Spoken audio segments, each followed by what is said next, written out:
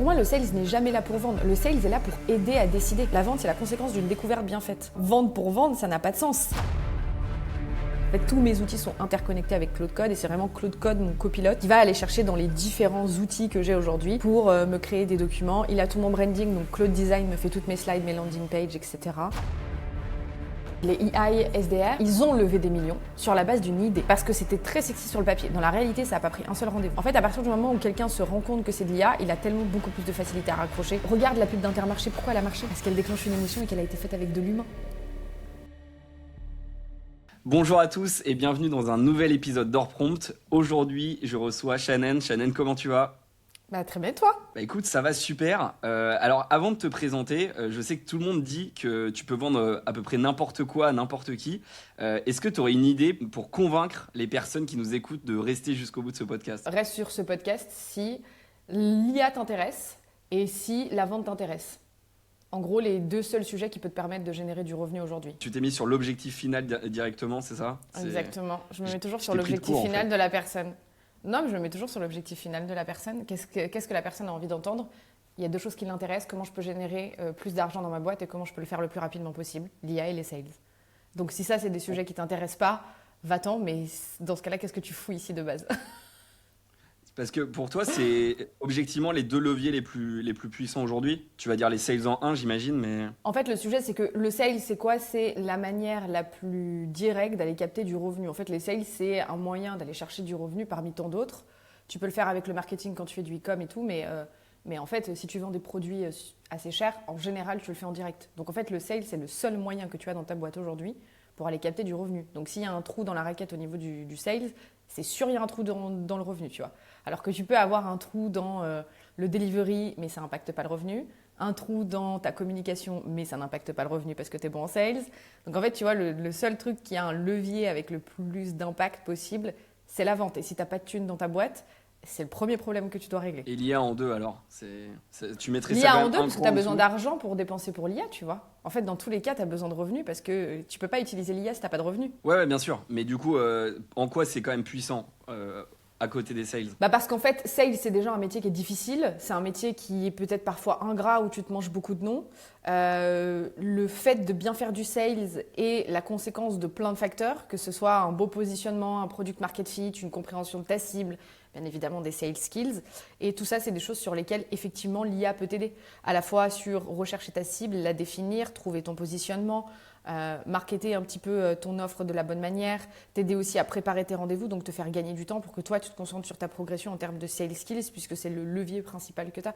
Donc les deux sont ultra complémentaires. On est d'accord, on va en reparler juste après. Je pense qu'il y a énormément de synergie. Du coup, en fait, tu t'es même pas présenté. Est-ce que tu peux nous refaire un petit peu ton parcours très rapidement, hein, mais pour les personnes qui ne sachent pas quitter ? Moi, je m'appelle Shannon. J'ai un peu plus de 10 ans d'expérience en vente. En fait, j'ai commencé, j'avais 14 ans sur les marchés. Après, j'ai fait du porte-à-porte, j'ai fait du conseil, j'ai fait beaucoup de tech. Donc, j'ai fait 5 ans dans la tech, dont ma dernière expérience en CDI. C'était sales chez HubSpot, où j'étais top performeuse. Il y a mon petit trophée là-bas. President's Il y en a Club. combien qui l'ont celui-là, le trophée ? Bah, 0,1%. Chaque année, c'est ça ? Ouais. Pas mal. Dans toute c'est au niveau de la France ou c'est... Mondial. Ah ouais, Ouais. solide. C'est pas mal. Sachant que le marché français, c'était pas le plus gros marché pour HubSpot. Et ensuite, j'ai monté ma boîte il y a un peu plus d'1 an et demi maintenant. Et je me suis lancée sur les réseaux sociaux il y a 2 ans. Et je parle principalement de vente. Donc, c'est le métier que j'ai fait depuis 10 ans. Ma zone de génie, ma zone d'expertise, j'ai fait toutes mes études là-dedans. Donc, on peut dire que je suis un pur produit de la vente. Et aujourd'hui, j'accompagne entrepreneurs commerciaux à devenir des top performers en vente. Grâce à ma méthode qui est basée principalement sur la psychologie humaine. D'où le fait que je me mette à la place des autres, comme tu l'avais dit tout à l'heure. Exactement. Mais du coup, tu parlais de tes études. Est-ce que tu penses que tu as vraiment bien appris la vente dans tes études ou... Parce que c'est un petit point que je challengerais. Non, en fait, c'est pas que j'ai appris la vente dans mes études, c'est juste que le fait d'avoir fait des études en vente, c'est tout bête, mais moi j'ai fait un bac pro vente. Donc ça veut dire que quand tu vas apprendre la méthode AIDA en entreprise ou en école de commerce, moi je l'ai apprise en seconde. Donc c'est tout bête, mais en fait je l'ai apprise plus tôt, donc j'ai pu aller beaucoup plus loin que si j'avais pas fait mes études là-dedans. J'ai baigné dans ce domaine-là, donc j'ai pu explorer plein de pans et donc démonter des idées reçues très vite. parce que du coup, je me suis rendu compte que ce que m'apprenaient mes profs, bah, c'était pas la réalité du terrain. Et puis surtout, tous mes stages, du coup, étaient en lien avec la vente. Donc, j'ai commencé à travailler très jeune et c'est ce qui me permet aujourd'hui d'avoir l'expérience de quelqu'un qui a bossé 20 ou 30 ans dans le job avec des changements de job et des trucs challengeants parce que je l'ai fait, mais je l'ai fait beaucoup plus tôt, beaucoup plus vite et que j'ai baigné dedans non-stop, tu vois. C'est comme un mec qui se met aux échecs pendant 10 ans, Ouais. bah, potentiellement, il se fera battre par un gamin de 4 ans parce qu'en fait, depuis 4 ans, le mec, il joue aux échecs matin, midi, soir, quoi. Et il sera bien meilleur qu'un mec qui joue tous les jours 1 heure depuis 10 ans. Là, c'est un peu pareil. Oui, forcément. C'est le fait d'avoir fait ces études-là t'ont mis dans le bain et Ouais. te permettent de pratiquer. Donc, est-ce qu'on vend de la même manière en 2026 qu'il y a 10 ans en 2016? Ah non, pas du tout. Non, mais ça évolue tout le temps, tu vois. Même tout à l'heure, on en parlait, mais même dans le business qu'on a aujourd'hui, qui est de la vente d'accompagnement, de formation, ou même sur les formats agences, ça a énormément évolué. Les prospects sont beaucoup plus aguerris, on a beaucoup plus d'achats qui se font tout seuls, où les prospects ont de moins en moins aussi envie de parler à quelqu'un. Ils vont le faire justement pour être rassurés, ils vont pas le faire pour closer. Il y a un livre qui est super intéressant. Dans ce livre, il expliquait que il y avait eu des changements d'habitude d'achat, mais pour la simple et bonne raison qu'il y avait une rétention de l'information à l'époque qui n'est plus du tout le cas aujourd'hui. À l'époque, en fait, si tu voulais une info pour acheter un truc, la seule personne qui pouvait te la donner, c'était le sales. Donc en fait, tu étais un peu obligé de passer par lui et donc tu te retrouvais un peu malgré toi dans le process. Aujourd'hui, il n'y a plus cette rétention d'information et donc les gens n'ont plus besoin du sales pour avoir accès à l'info, sauf dans certains accompagnements et c'est justement pour ça qu'aujourd'hui il y a beaucoup de closing. C'est parce qu'on est quand même obligé souvent de passer par le sales pour avoir le prix. Mais du coup, il y a Et une je espèce te de coupe là-dessus. réticence et de frustration. Ouais. Là-dessus, justement, tu disais l'information était retenue par le sales. Aujourd'hui, elle est presque retenue par le marketing. C'est-à-dire que tu peux accéder à l'information partout, mais tu vas sans doute, la plupart du temps, être confronté à du marketing quand même. Tu vois ce que je veux Oui, dire? mais en fait, ça change rien. Tu étais quand même confronté au marketing à l'époque. Ouais. Oui, oui, 100%. Oui, oui. Mais T'avais même effectivement, de ah la oui. pub et c'était encore plus. Enfin, tu sais, t'avais même pas la possibilité de naviguer entre plusieurs pages et d'aller confronter ton info marketing. T'étais tributaire des publicités, des informations qu'on te mettait sous les yeux, des panneaux d'affichage. Tu vois, t'avais pas la possibilité d'aller chercher l'info. Donc, il y avait quand même une rétention de l'information, qu'elle soit retenue par le marketing ou par le sales. In fine, ça revient un peu au même. Aujourd'hui, c'est pas le cas, tu vois. À l'époque, tu avais une publicité pour, je sais pas, acheter un sèche-linge. Bon, bah, si tu voulais acheter le sèche-linge, tu avais vu une pub à la télé, tu l'aimais bien, tu allais voir le mec, tu lui posais des questions et t'achetais le sèche-linge. Aujourd'hui, tu vas aller sur des comparatifs, tu vas comparer les sèche-linges, tu vas regarder les avis et en fait, tu vas avoir un nombre d'informations qui est assez important. Et donc, là où le sales était là pour donner de l'info, convaincre et pitcher, aujourd'hui, il est là pour apporter de la clarté dans le nombre d'informations et aider le prospect à décider et surtout identifier. Il est passé par quelle étape avant en fait? Quelle info est-ce qu'il est allé voir? Donc le sales n'est plus là pour vendre presque. Mais pour moi, le sales n'est jamais là pour vendre. Le sales est là pour aider à décider. La vente, c'est une conséquence. Moi, je le dis tout le temps, la vente, c'est la conséquence d'une découverte bien faite. C'est pas une fin en soi, tu vois. C'est comme si tu dis, l'entrepreneur, il est là pour signer des clients. Oui, mais il est d'abord là pour créer une entreprise et créer quelque chose qui a du sens, tu vois. Et après, il en fera de l'argent, tu vois. Ça, c'est sûr qu'il en fera de l'argent. Mais s'il se dit, je vais juste faire de l'argent sans penser aux produits, sans penser au delivery, il va pas chier des billets, tu vois. Vendre pour vendre, ça n'a pas de sens.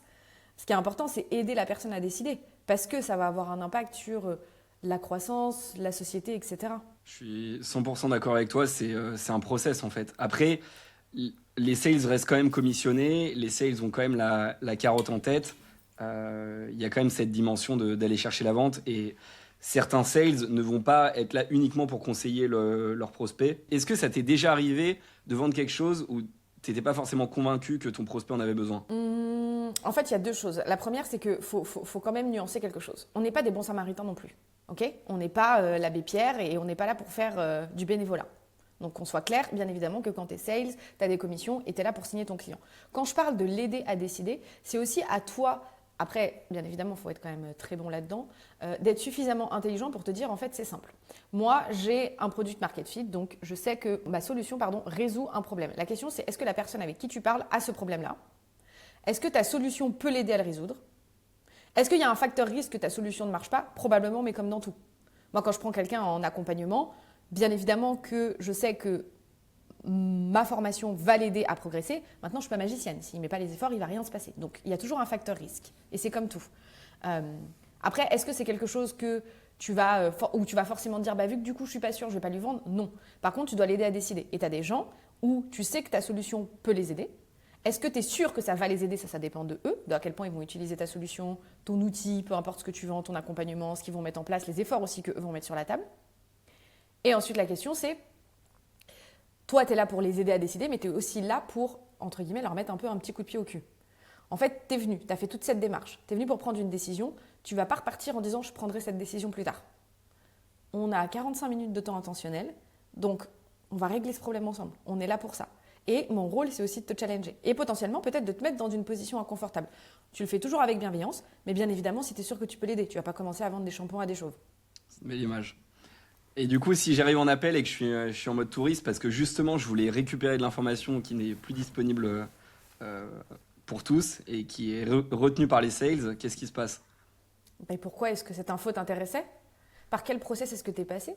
À quel moment est-ce que tu t'es dit, tiens, j'ai envie de passer du temps pour aller récupérer cette info? Qu'est-ce que tu t'es imaginé? Une fois que tu as l'info, qu'est-ce que tu as prévu de faire exactement? Et du coup, qu'est-ce qui a initié ta recherche d'infos? Tu vois? Je suis hyper curieux, je suis hyper indécis. Mais curieux par Ça rapport à m'intéresse. quoi? Qu'est-ce qui t'a fait dire qu'il fallait que tu trouves une solution à ce problème, tu vois? Depuis combien de temps tu le vis, ce problème-là? Qu'est-ce qui te fait dire que finalement, cette solution pourrait être la bonne? Tu vois, tu dis que tu veux aller chercher plus, mais pourquoi en fait? Pourquoi tu aurais besoin d'aller chercher plus? On est d'accord. C'est Voilà. c'est la C'est bonne, ça, c'est la bonne challenger, tu méthode. vois. C'est ça toutes les informations qu'il y a dans ton cerveau et que tu as mises dans une IA du coup? Exactement. En fait, quand j'ai créé ma formation, faut savoir que je me suis enfermée 3 mois chez moi et j'ai posé tout mon cerveau sur la table. Et surtout, j'ai posé mes bonnes pratiques, j'ai essayé de conscientiser pourquoi c'était des bonnes pratiques. Et après, mon objectif, c'était de les rendre les plus pédagogiques possibles. Parce que c'est bien de savoir bien faire, mais ensuite, il faut que ce soit transmettable. Une fois que j'ai fait ça, j'ai du coup créé des documents, créé des ressources. J'ai beaucoup utilisé le dictaphone parce que, et j'utilise beaucoup Whisperflow d'ailleurs, qui me change la vie. Je vais t'en parler, ouais. C'est Quand, incroyable, quand ça tu change parles ma vite, vie. Tu sais que c'est je suis pratique. 0,01% des utilisateurs Whisperflow ou pas? Je vais regarder combien je suis. Pendant que tu parles, je vais aller checker. Ouais, ouais. Non, vraiment, Mais je t'es suis... t'es encore meilleur que chez HubSpot en fait. De quoi? Sur l'IA? Bah, chez HubSpot, t'étais 0,1%, là t'es 0,01. Ah mais oui, mais clairement, mais je Ah ouais, fais que ça. Enfin, c'est abusé. il faut le Non, trancher Whisperflow. 0,1%, 215 mots par minute. Ah Ouais, ouais, c'est tu parles ça. vite. 308 000 mots dictés. Pour les gens qui connaissent pas Whisperflow, je vais partager mon écran. Whisperflow, ça permet de dicter tout simplement dans son micro pour pouvoir, au lieu d'écrire dans son clavier, avec son clavier, pardon. Et l'IA permet de retraiter tous les mots. Donc c'est assez pratique. T'es devant moi ou pas? Parce que je suis top Mm. 0,1%. J'ai l'impression qu'il dit ça à tout le monde, hein. Non, non, mais je suis devant toi parce que tu fais 134 000 mots. J'ai fait le 308 000. Ah ouais, ok. T'as peut-être démarré il y a plus longtemps. Bon, en tout cas, c'est pas sponsor, mais si vous voulez tester Whisperflow, il y a un C'est une modèle dinguerie. gratuit. Enfin, il y a un plan gratuit, C'est une dinguerie, c'est hyper franchement, c'est pratique. incroyable. Moi aussi, j'utilise à 97% sur l'IA. Mais donc, le cerveau sur la table, Donc ouais, avec de la dictée dictaphone, vocale. je me rappelle, je faisais de la transcription avec des outils genre Fireflies et tout. Je uploadais du coup le dictaphone, ça me faisait un transcript, je prenais le transcript, je le mettais dans l'IA et du coup ça me permettait un petit peu plus de structurer, de faire mes slides. Je faisais mes slides avec Gamma. Donc j'ai tout de suite très très vite utilisé l'IA. Et après, toutes ces infos-là, en fait, ça a été très simple de les faire digérer pour créer un clone de ma connaissance. Donc c'est comme ça qu'on a créé le clone IA. Et initialement, moi, je ne l'ai pas créé en me disant, tiens, je vais le vendre en produit tout seul. Initialement, je l'ai fait parce qu'on me l'avait proposé. Et ensuite, parce que en fait, ça m'a fait gagner un temps en delivery qui est fou, quoi. En termes de satisfaction client, c'est incroyable parce que mes élèves peuvent me poser toutes les questions, ça les aide à faire leur message de prospection, ça analyse leurs appels. Donc en fait, ça fait énormément de choses. Alors, c'est pas parfait comme toutes les IA, bien évidemment, rien n'est parfait. Et ça remplace pas mon accompagnement. Par contre, ça permet aux élèves d'avoir des réponses tout de suite et donc de progresser beaucoup plus vite dans mon accompagnement. Tu peux nous montrer à quoi ça ressemble là ou c'est... Je te prends de court. Ouais, non, je peux te montrer. Mais c'est sur une app qui s'appelle Myria. Et donc ici, tu as du coup des questions, tu peux faire discuter. Et donc là, tu peux poser tes questions. Par exemple, je vends de l'accompagnement IA, aide-moi à créer un message de prospection. Tu vas Très m'aider mal gratuitement écrit. là en fait. Exactement. Tu vois, et là, avant, il te dit toujours, j'ai besoin de te qualifier. Tu vois, tu veux prospecter où, tu vends quoi et tu cibles qui. Donc c'est vraiment en fait la base de ma méthode, c'est avant même de faire un message, pose-toi déjà la question, à qui tu vends, qu'est-ce que tu vends, qui est-ce que tu cibles, etc. Et pars d'une douleur concrète, d'une perte visible et d'une phrase qui donne envie de répondre, pas une brochure. Et là, il va te rédiger le message. Donc il te challenge quand même. C'est pas, tu vois, ChatGPT qui te dit oui à tout, quoi. Et ça, du coup, t'es partenaire de Myria, c'est ça? Ouais. Et donc mes élèves, ce qu'ils font, c'est qu'ils peuvent même, tu vois, upload un fichier, upload le transcript d'un call et à la fin, ça leur dit ce qu'ils ont bien fait ou pas. Est-ce que c'est une IA qui apprend aussi, ou est-ce que à minima tu le mets à jour parce que tu disais que les sales évoluaient très régulièrement? Ouais, en fait, non, moi je le mets à jour parce qu'il faut savoir que j'aime beaucoup documenter tout ce que je sais faire parce que je suis très consciente des opportunités qu'il y a aujourd'hui avec l'intelligence artificielle et pas forcément des opportunités, mais juste de l'évolution de notre monde de demain.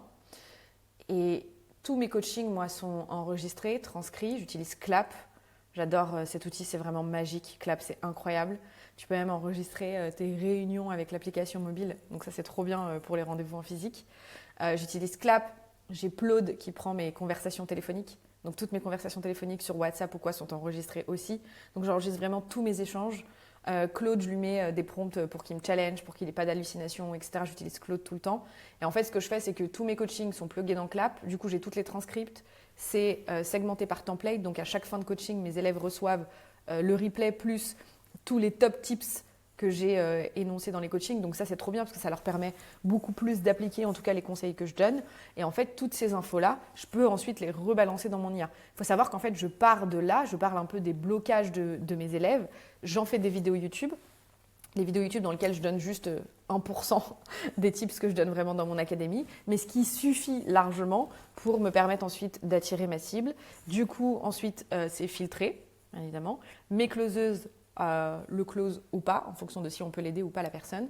Et ensuite, on analyse, je récupère ensuite le transcript du call de closing de Clap dans Claude. Et là, je fais toutes mes analyses de statistiques, les tops objections que j'ai eues, etc. Donc en fait, j'ai vraiment un système aujourd'hui avec l'IA qui tourne et qui fait que tout ce que je fais aujourd'hui dans mon business est traqué, est tracé et surtout me permet de récupérer de l'information, de la réutiliser et est toujours ultra exploité. C'est jamais perdu. Tu as mis en place un système avec Claude Code, du coup, pour cette partie-là? Ouais, en fait, Claude Code, il va chercher aujourd'hui. Moi, j'ai pas mal d'automatisation que j'ai créée, tu vois. J'ai déjà toute la partie analyse.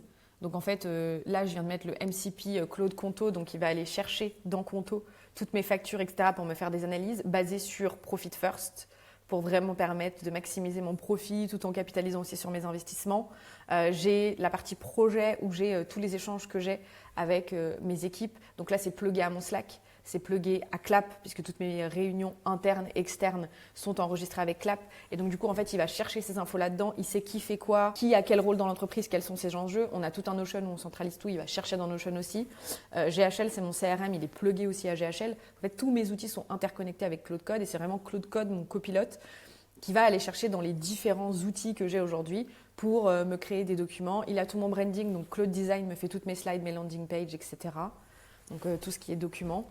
Tout le système est géré par Claude Code et après je le condense soit sous forme de projet, soit sous forme de routine. Tu vois, il envoie à mes sales la liste de tous les leads qu'on appelle des hot leads sur la base d'un scoring que je lui ai donné. Il va les chercher dans le CRM, il va leur envoyer un Slack où il va mettre numéro de téléphone, type de leads, le contexte et une petite phrase d'accroche pour les aider à prospecter. Tu vois. Donc en fait, c'est surmâché comme travail et je l'utilise vraiment non pas pour remplacer ma zone de génie, mais au contraire pour me permettre d'aller beaucoup plus vite aujourd'hui dans mon business et d'aller beaucoup plus loin. Donc, c'est-à-dire qu'il y a très peu de choses aujourd'hui que je fais sans l'intelligence artificielle. Cependant, ce que je fais, c'est que j'utilise toujours Whisperflow pour qu'il ait mon ton de voix, ce soit mes idées.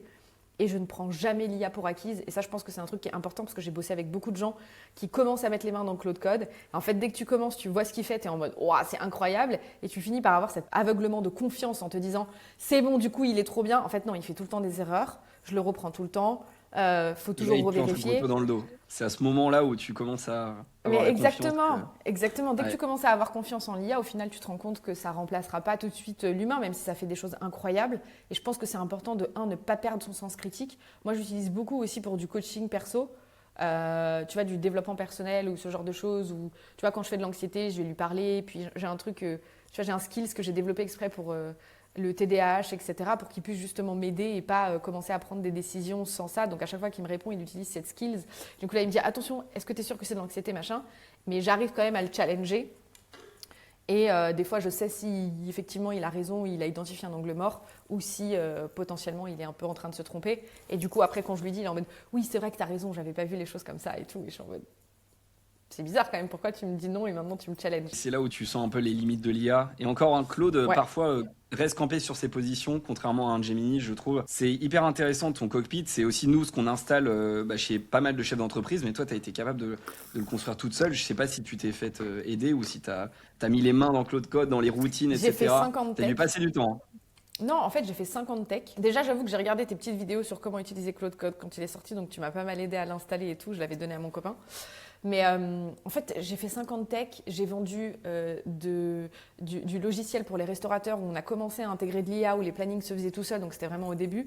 J'ai été la première chez HubSpot à découvrir ChatGPT en novembre 2022. Donc c'est moi qui avais fait une démo, c'est moi qui avais fait la démo à ma team en disant les gars, j'ai trouvé un truc de ouf. La première question que je lui avais posée, je me rappelle, c'est donne-moi la différence entre HubSpot et Salesforce. Et la réponse, c'était quoi? Et la réponse, elle était trop bien. Enfin, c'était une réponse que j'aurais pu donner, tu vois. Genre, il a vraiment été voilà les plus, voilà les moins et tout, mais ultra précis. Alors que d'habitude, quand je tape différence sur Internet, chaque fois, je disais mais c'est vraiment de la merde. Comme sur un article de blog. Ouais, tout pourri, tu vois, ultra cheaté, ouais, exactement. Donc, en fait, j'étais assez surprise et j'étais là en mode, les gars, on va l'utiliser pour tout. Et donc, en fait, au début, moi, la première utilisation que j'ai liée avec ChatGPT, c'est qu'en fait, je faisais pas mal de sourcing chez HubSpot, donc il fallait trouver des comptes qui pouvaient potentiellement être intéressés par ton offre. Donc, j'ai vraiment commencé le sales avec, très vulgairement, t'as bité ton couteau, quoi. T'arrives, t'as rien du tout, démerde-toi. Donc, il fallait trouver des comptes et des comptes intéressés pour vendre du CRM. Tu peux pas le savoir, tu vois, qu'une boîte, elle peut avoir un changement de CRM. Donc, c'est un peu assez difficile.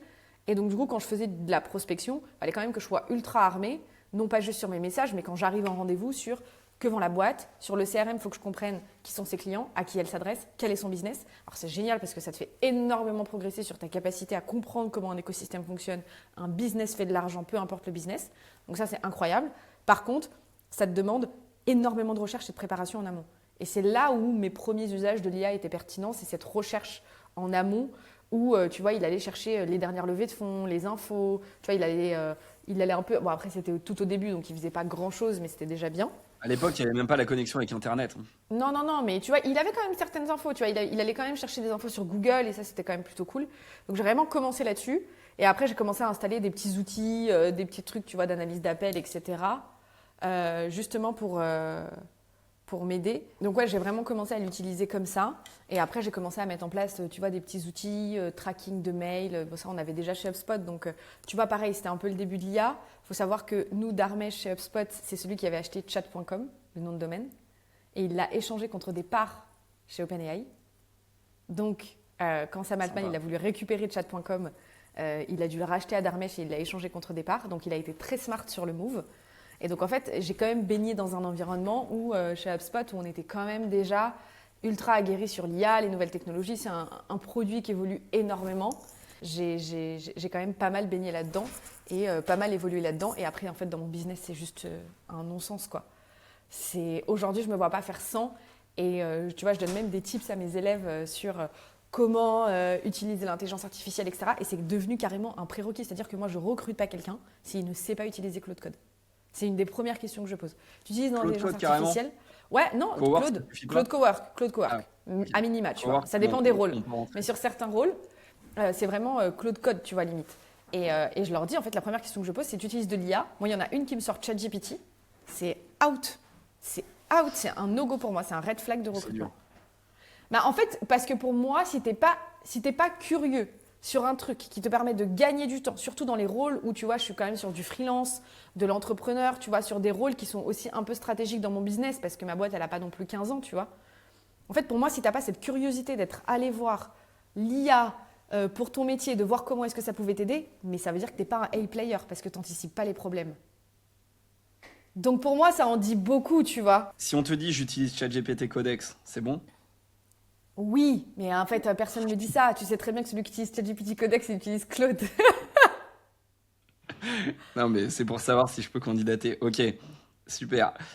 Et donc, du coup, par rapport à tout le système que tu as présenté, etc., ton cockpit IA, sur le papier, ça a l'air incroyable. Est-ce que, en toute honnêteté, parfois, la connexion à Notion, le résumé clap, etc., il y a deux, trois couacs ou globalement, non, vraiment, c'est parfait. Parce qu'il y a quand même aussi ce côté, tu peux vite créer un monstre aussi avec l'IA. Tu peux vite, Ouais. quand tu utilises Claude Code avec Whisperflow, tu balances toutes tes idées. Claude Code ou Claude qui peut extrapoler une idée. Ah, Shannon, elle m'a dit ça, ça veut dire que la prochaine fois, elle veut plus du tout que j'en parle du tout de ça, et généraliser, et tu peux créer un squelette avec une colonne vertébrale un petit peu en biais, si je puis dire. Ouais, T'en penses bah quoi? en fait, bah, il y a plusieurs choses. La première, c'est que je pense qu'il ne faut pas utiliser l'IA comme une solution à tout. Et je pense que parfois, il faut réfléchir à s'il n'y a pas une meilleure solution sans utiliser l'IA qui peut être plus rapide. Tu vois, moi, je le vois parfois, je dis à l'IA, tiens, est-ce que tu peux aller dans mes mails et me faire des brouillons et tout. En fait, le temps qu'elle me fasse ça, que je regarde les brouillons et tout machin, j'ai plus vite de répondre moi-même. Donc ça, tu vois, je le fais plus et pourtant j'en ai testé plein des IA. Tu vois, j'ai testé énormément de choses. J'ai testé Obsidian pour mettre des idées. J'ai testé énormément d'outils. En fait, j'ai un truc où je me tape toujours les versions d'essai et je teste comme une malade pendant genre 2 jours et après je cut si jamais je trouve que c'est de la merde. En ce moment, je teste un truc qui s'appelle Dex qui permet d'aller de plugger tes messages parce que j'ai pas encore réussi à connecter WhatsApp avec Claude Code parce que j'ai pas justement envie, tu vois, d'utiliser l'API machin. Donc, tu vois, je fais pas des trucs avec du code en tant que tel. J'utilise Claude Code parce qu'il va chercher dans plein d'outils différents et qu'il est beaucoup plus puissant que Claude Cowork là-dessus.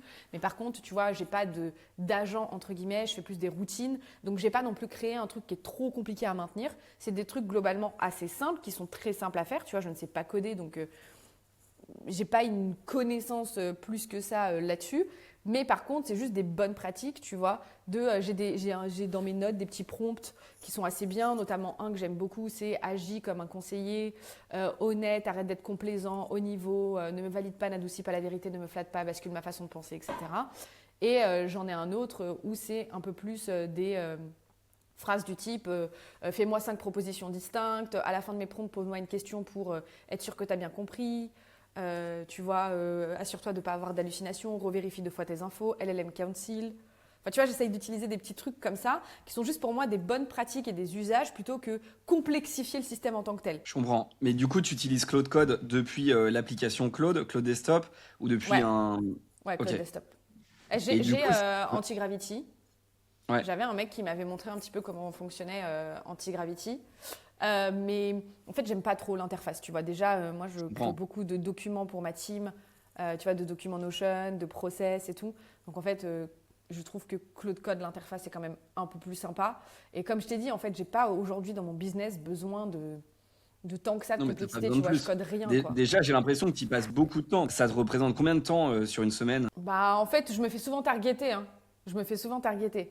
Mais après, je vais assez vite dans mon exploration. C'est-à-dire que tu vois, genre Dex, par exemple, que j'ai testé, je l'ai pris, je l'ai set up en, je sais pas, 20 minutes. Tu vois, j'ai vraiment tout set up, tout checké, tout regardé et tout.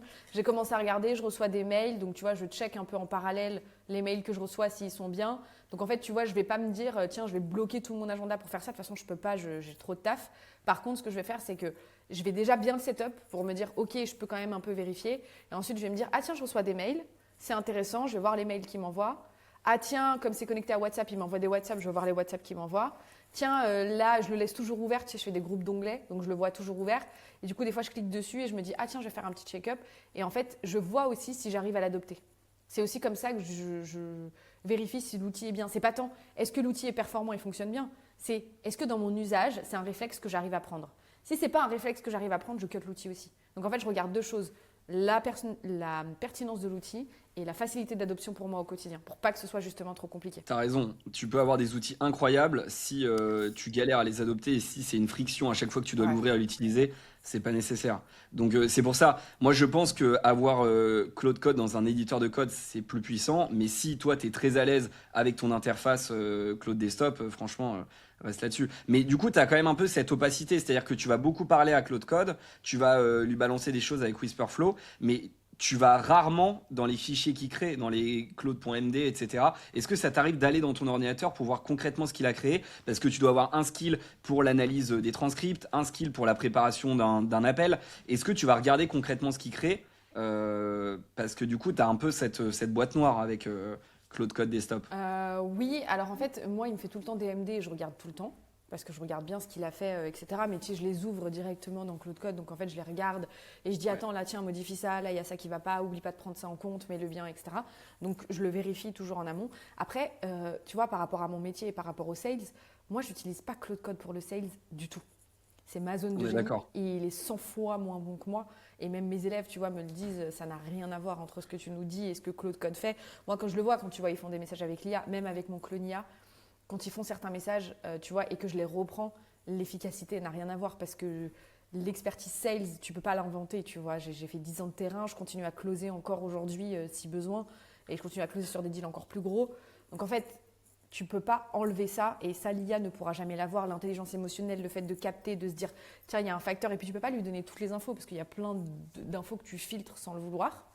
Par contre, là où je l'utilise en ce moment et que je suis en train de l'entraîner, c'est qu'en fait, moi, mes élèves m'envoient des cas pratiques.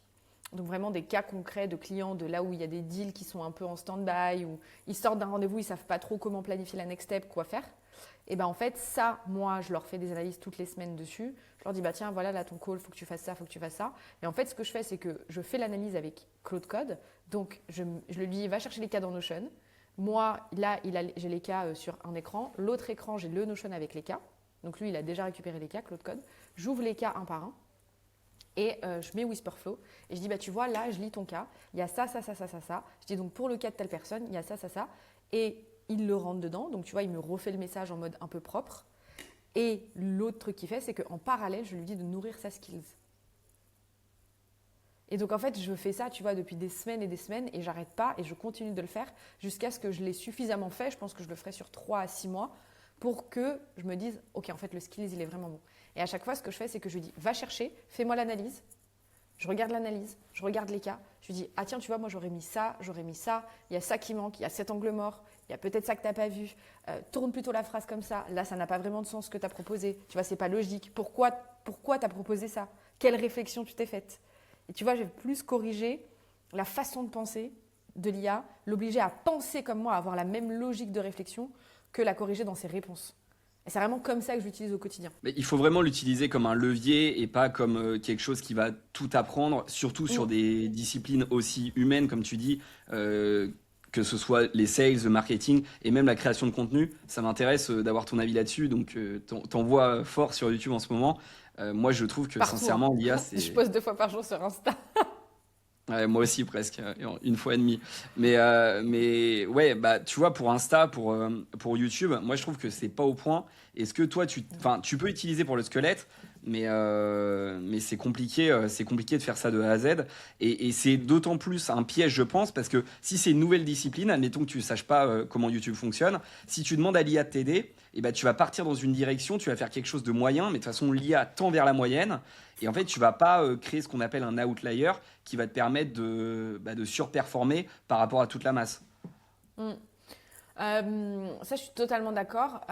Aujourd'hui, sur la création de contenu, ce que je fais, c'est qu'en fait, moi, je pars toujours d'une idée. Donc, je pars toujours en général soit d'un pain, soit d'une objection que j'ai communément dans les calls ou ce genre de choses. Et je vais partir d'abord d'une vidéo YouTube. Donc, je vais me dire, tiens, comment je vais décomposer la chose.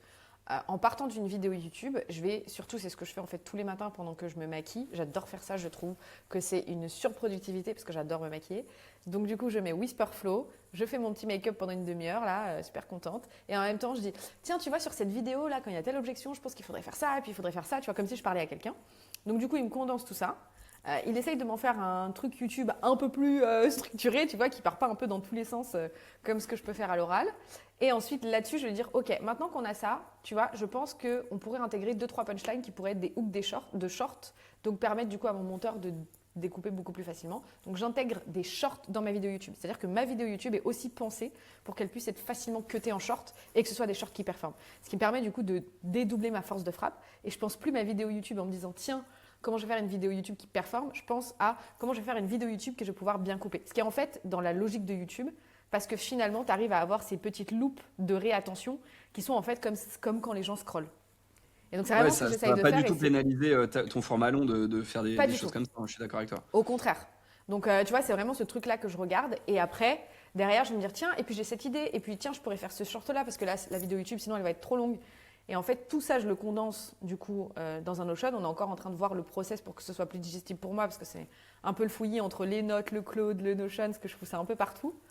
Et ensuite, une fois que j'ai fait ce système-là, là, ce que je fais, c'est que j'ai un skills qui va faire ce que j'appelle du retravail de contenu. Donc en fait, j'ai un prompt LinkedIn qui fait tous mes posts LinkedIn, qui est basé sur tout mon ton de voix, tous les posts LinkedIn que j'ai fait, ceux qui ont mieux performé, etc. Il va aller chercher le transcript de la vidéo YouTube qui est sortie. Il va la transformer en une newsletter, en un post LinkedIn et en 2-3 angles supplémentaires que je pourrais creuser, basés sur soit des études psychologiques que je pourrais regarder que j'ai peut-être pas vues, soit tu vois, un autre sujet qui est parallèle, qui est similaire, etc. Et c'est vraiment comme ça que je crée l'arborescence de création de contenu. Donc je pars de mon cerveau, d'un truc long, de ma voix, et ensuite je vais demander plutôt à l'IA de le découper ou de le formater dans un format qui va être un peu plus digestible. Et mais tes intros, tes hooks, tu les rédiges à la main? Je parle en hook aujourd'hui. Je vais pas te mentir, en fait, je parle en hook. J'ai trop fait de vidéos. J'ai fait beaucoup trop de vidéos. Et ce qui m'a surtout aidé à parler en hook, c'est Caroline Mignot. Je sais que tu la connais. Ouais. J'ai fait agence personnelle au début, mais je suis devenue genre un mastodonte grâce à ça, tu vois. Genre vraiment, ça m'a tellement aidé. Après, j'adore le contenu, donc j'ai une forte capacité d'apprentissage dessus parce que ça m'intéresse de ouf et que j'ai un peu poncé le truc dans tous les sens. Mais moi, j'ai fait mes premiers agences personnelles avec Clément, qui est celui qui s'occupe de toute la partie contenu, mais qui est une machine à hook, quoi. Et en fait, j'ai fait deux sessions de tournage avec lui, mais j'observais tous les hooks qui tournaient, quoi. Et j'étais vraiment en mode... Et je lui ai demandé, tu vois, de m'expliquer toute la logique et tout. Et une fois qu'il m'avait expliqué la logique, c'était fini, j'avais compris comment on faisait. En fait, t'es une très bonne observatrice. C'est pour ça que t'étais forte en Je sales. pense que ça m'aide un petit peu. En fait, je suis un peu une psychopathe, tu vois. J'ai un peu ce truc de Ah, j'aime psychopathe, comprendre les pardon. choses. Carrément. Un peu autiste. Enfin, j'aime bien dire psychopathe parce que c'est un peu un truc de fou. Mais je suis un peu autiste. Déjà, je suis autiste, mais je suis vraiment autiste, genre dans la vraie vie, tu vois, dans mon job et dans tout ce que je fais. Donc, T'as besoin d'être radical hein, si tu veux, pour être dans le top 0,1% Whisperflow, HubSpot, etc. Non, mais je rigole, mais t'as besoin d'être radical, c'est certain. Et du coup, moi, je voulais avoir ton avis sur le futur des sales avec l'IA. Je reste convaincu que l'IA va bouleverser, voire même très sérieusement menacer la plupart des jobs dans le tertiaire, sauf dans les sales, enfin, sauf sauf quelques dimensions, mais notamment le sales, parce qu'il y aura toujours besoin, comme on le disait, de ce côté humain, etc. Cependant, il y a quand même beaucoup de startups qui lèvent des millions, des dizaines de millions sur des sujets AI, SDR, où tu vas pouvoir démarcher des gens en automatique, etc. avec de l'IA. C'est quoi ta vision là-dessus? Est-ce que le futur des sales, potentiellement, ça sera uniquement pour des gros comptes de l'enterprise, etc. Et tout ce qui est volume, ça sera beaucoup avec de l'IA? Ou tu te dis, de toute façon, il y aura toujours besoin d'humains dans le relationnel et tout va se faire remplacer par l'IA, sauf le commercial potentiellement? c'est une bonne question. Déjà, j'aime bien le fait que tu aies cité les EI, SDR, parce que si tu regardes en fait les stats, ils ont levé des millions sur la base d'une idée. Parce que c'était très sexy sur le papier. Dans la réalité, ça n'a pas pris un seul rendez-vous. Et je le sais parce que je les connais, ces boîtes-là. J'ai même des anciens HubSpot qui ont rejoint ces boîtes-là, YC, Early Stage. Et elles ont pivoté. Et elles sont allées sur un truc un peu plus go-to-market, signaux d'achat, prospecting tool, etc. Parce que ça ne prend pas de rendez-vous. En fait, à partir du moment où quelqu'un se rend compte que c'est de l'IA, il a tellement beaucoup plus de facilité à raccrocher. Juste, me dérange pas, quoi. J'ai pas envie, c'est pas le moment. Ce qui n'est pas le cas avec un humain. Tu vois, donc déjà, à partir du moment où tu enlèves cette barrière-là, tu tues le call-call. Parce que le call-call, le principe, c'est de ne pas se faire raccrocher, donc pas de dire quelque chose de suffisamment intéressant. Mais que le mec, il se dise, putain, c'est un humain. Tu vois, humainement, tu n'as pas envie d'envoyer chier les gens non plus, tu vois. Donc tu culpabilises un petit peu et tu as quand même des gens, pour la majorité, qui vont pas, tu vois, qui vont au moins te dire, je suis désolé, je ne suis pas intéressé, qui vont te répondre. Tu sais que c'est une IA, c'est terminé.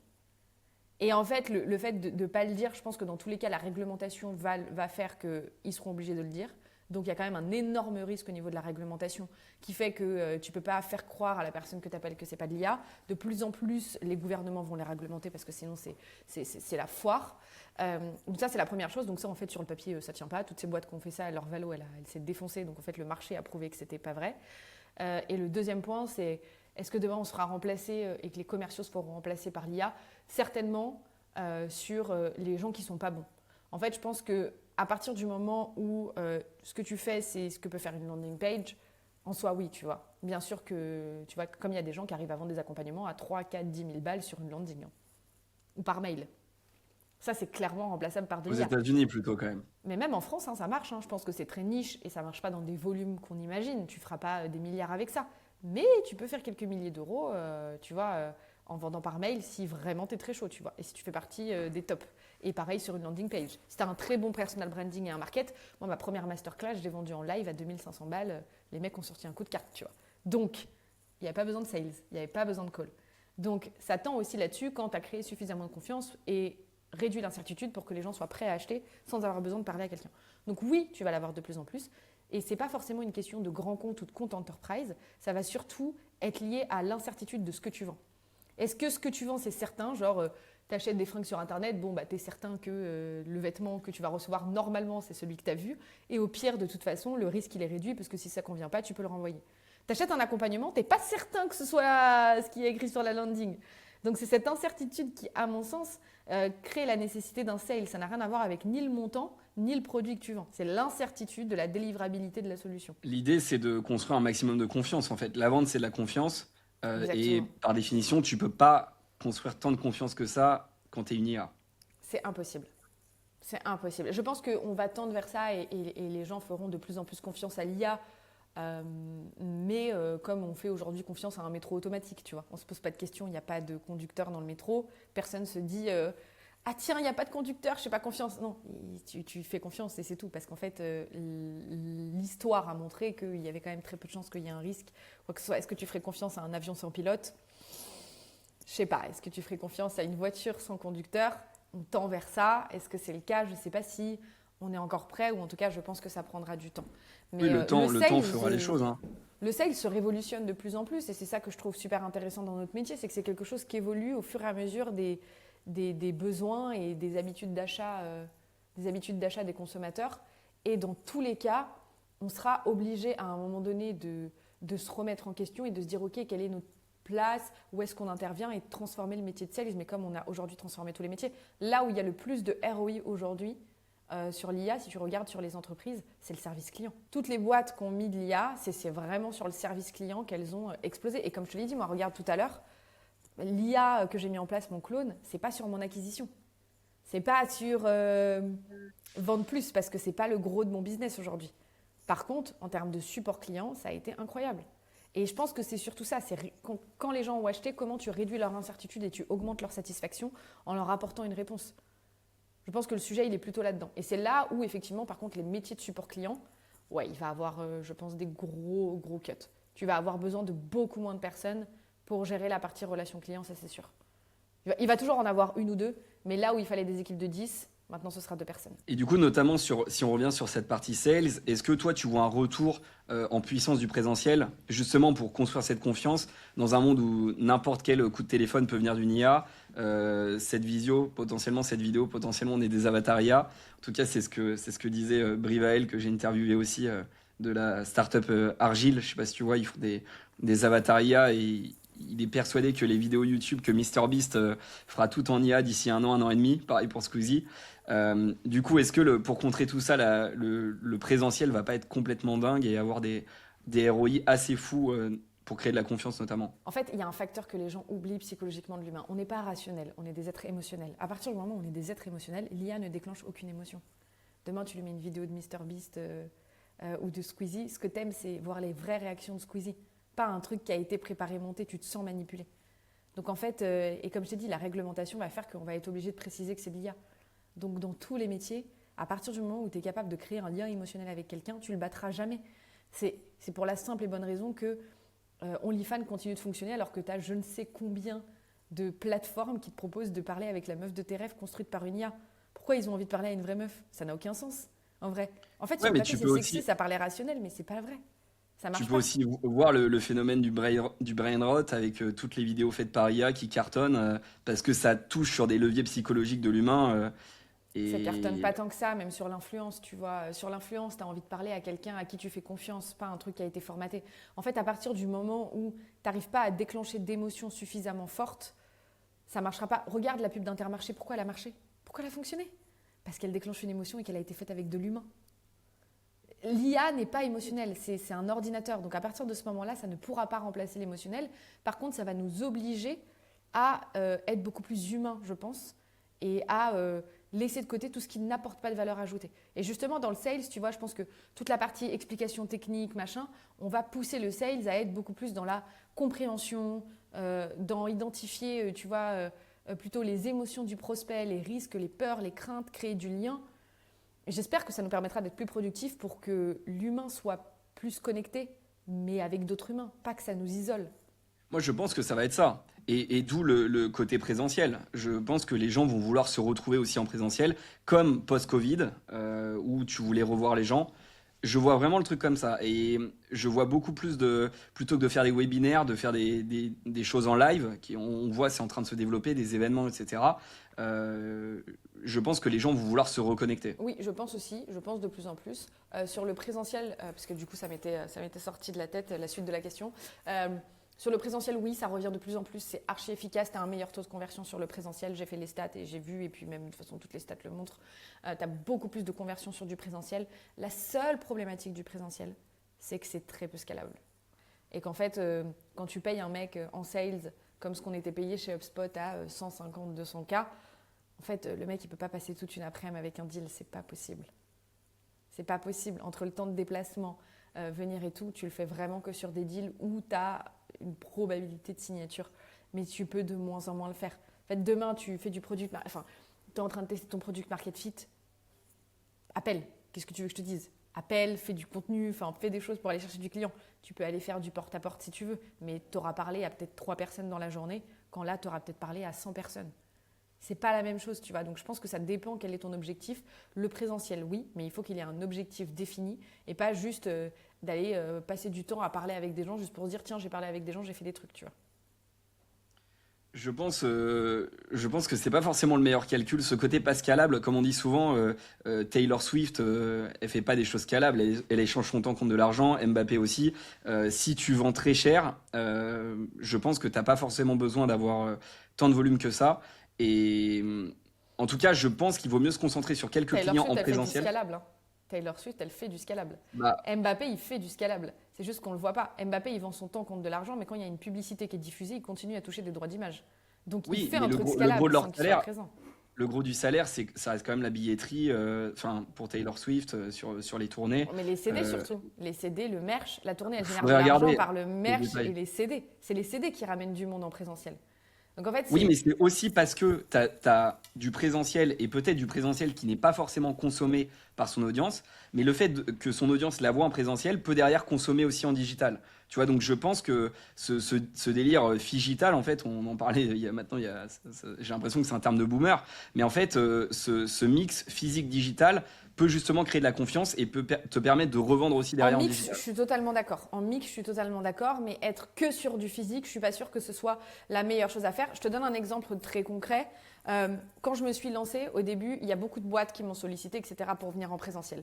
Je me suis dit, ok, trop bien, je vendais mon temps compte de l'argent très très cher. Okay, je coachais des personnes, c'était trop bien, je prenais de l'énergie, etc. Sauf qu'en fait, je me suis rendu compte qu'aujourd'hui dans mon marché, le problème de vente, il n'est pas seulement à Paris avec des commerciaux dans des boîtes, il est aussi avec des entrepreneurs qui sont solopreneurs, qui sont isolés, des gens qui ont créé une boîte, qui ont 1, 2, 3, 4, 5 salariés, commerciaux aussi parfois qui se sentent seuls dans leur boîte et qui ont envie de progresser. Et en fait, tout ce marché-là, je ne peux pas l'adresser si je fais du présentiel. C'est impossible.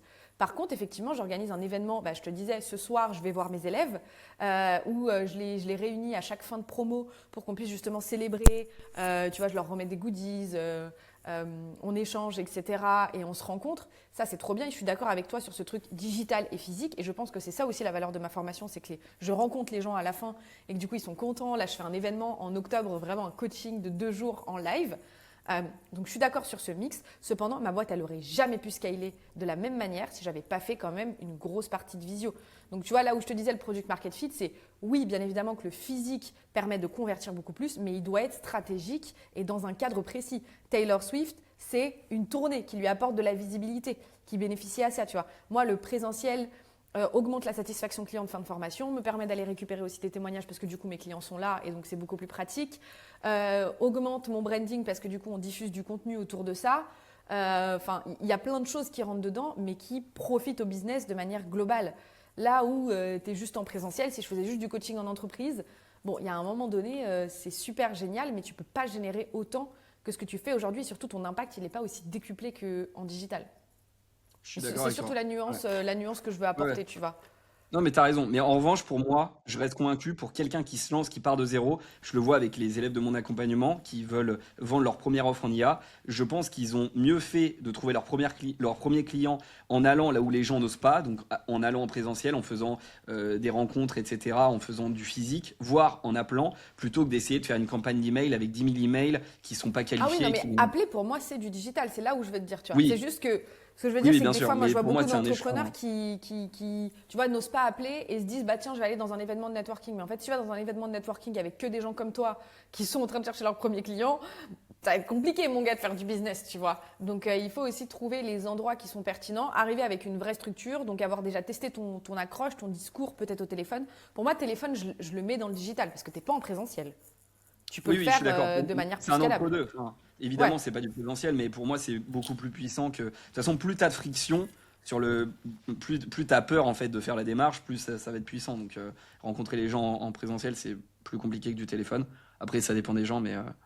Euh, Mais Non, mais sur le on est. mail, On pour est... moi, je trouve que le mail, c'est pas un canal. Pour moi, c'est un canal de relance. C'est pas un canal d'acquisition.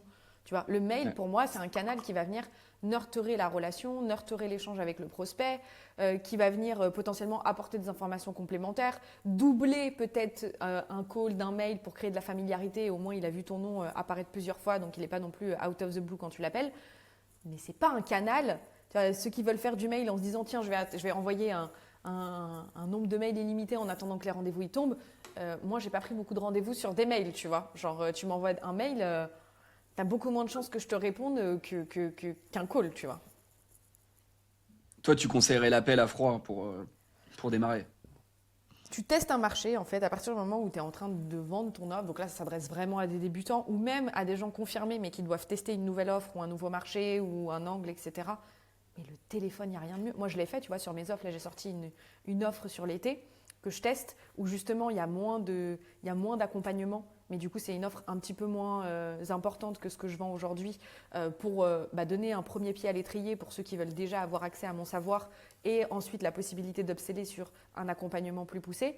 Et cette offre-là, j'ai d'abord appelé des gens pour savoir si demain je sortais une offre comme ça, est-ce que ce serait quelque chose sur lequel ils pourraient aller et si oui, pourquoi et justement combien et machin et à quel montant, etc. J'ai d'abord fait ça et après j'ai launch l'offre. Je ne me suis pas réveillée un beau matin avec mes beaux petits yeux en me disant j'ai un super branding, ma boîte elle fonctionne trop bien et si je lançais une nouvelle offre, tu vois. Non, je suis allée tester mon marché quand bien même j'avais déjà une autorité, je savais que ça allait quand même marcher. Je suis quand même allée vérifier auprès du terrain en appelant. Je n'ai pas envoyé un mail en disant inscrivez-vous sur une liste d'attente. Non, j'ai appelé. C'était 100 fois plus efficace puisque je pouvais traiter les objections, aller un petit peu plus loin et pas juste avoir de la curiosité, mais pas des vrais signaux d'achat.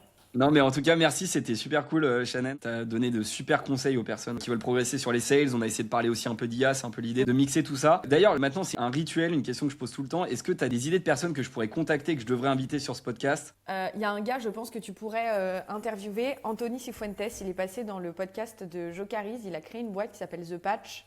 Et dedans, ils ont justement une IA qui permet de faire passer des entretiens aux élèves, aux candidats, pardon, et ensuite du coup de permettre aux boîtes de déjà préfiltrer en amont, mais pas uniquement sur un CV, sur autre chose. Et lui, il a été très bon et il lance pas mal de trucs et il a justement une boîte qui s'appelle Zetos où il accompagne les gars sur toute leur partie tech. Donc très très fort sur l'IA, très smart. Il commence à créer aussi un peu de contenu. Et vraiment un bon gars, je pense qu'il pourra te donner pas mal de trucs. Plus dans un univers tech, mais ultra intéressant. Trop bien. Bah écoute, je le contacterai si tu peux me donner son numéro. Je vais faire un call. Bah, merci beaucoup, Shannon, en tout cas. Avec Profite plaisir. bien de la soirée avec tes élèves. Et puis, Merci. on se dit à très vite. Ouais, à très vite. Et Salut Henri. peut-être à bientôt. À Allez, bientôt. ciao. Ciao.